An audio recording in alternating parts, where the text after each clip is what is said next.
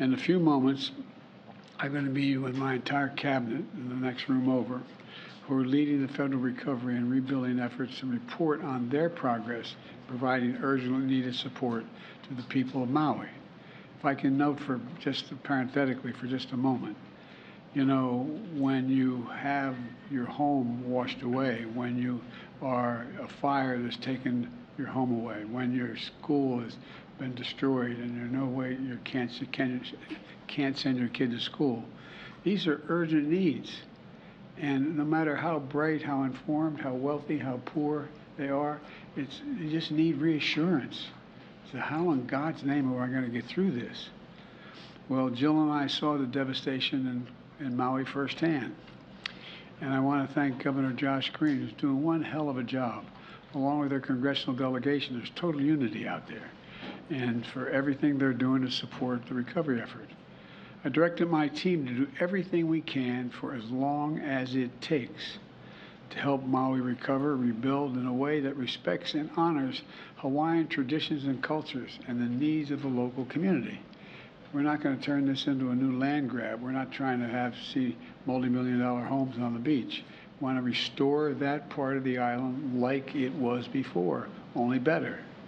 To that end, when I was on the island last week, I appointed Bob Fenton, one of the nation's leading emergency managers, and I mean that's not hyperbole, who's been on the ground in Hawaii since before the fires erupted as our chief federal response coordinator to lead our long-term recovery on Maui.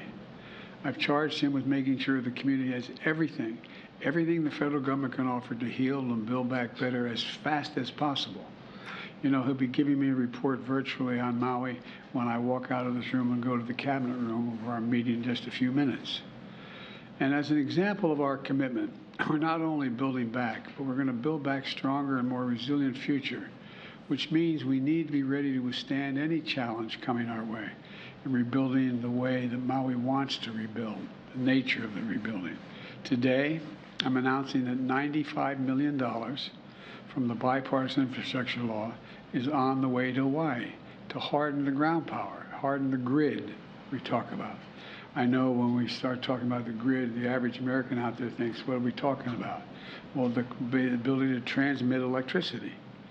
Well, let me tell you what it means.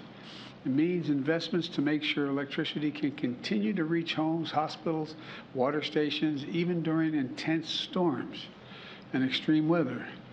Funding will be used for stronger and better poles holding up the wires that transmit the electricity. It'll mean stronger material. It means burying these lines that transmit the electricity underground. It's more expensive to do that, but where possible, we should put them underground. They're safest. It means clearing trees and brush around these wires.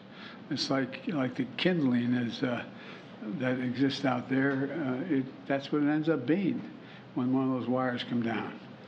And this funding is going to pay for installing technology like smart meters that can tell you where the problem actually is when the line goes down. That's part of the problem. A lot of these, in other, not Hawaii's, Maui's not that big, but in parts of California, Oregon, and all these places where these fires were, where did the wire go down? We're going to be installing meters to let the person sitting back in the headquarters know, whoa, it went down at such and such a coordinates, such and such a pole, to enable emergency responders to more quickly identify which lines are damaged or down so repairs can happen as quickly as possible and get the power back on and prevent damage from occurring. Anything else at our disposal.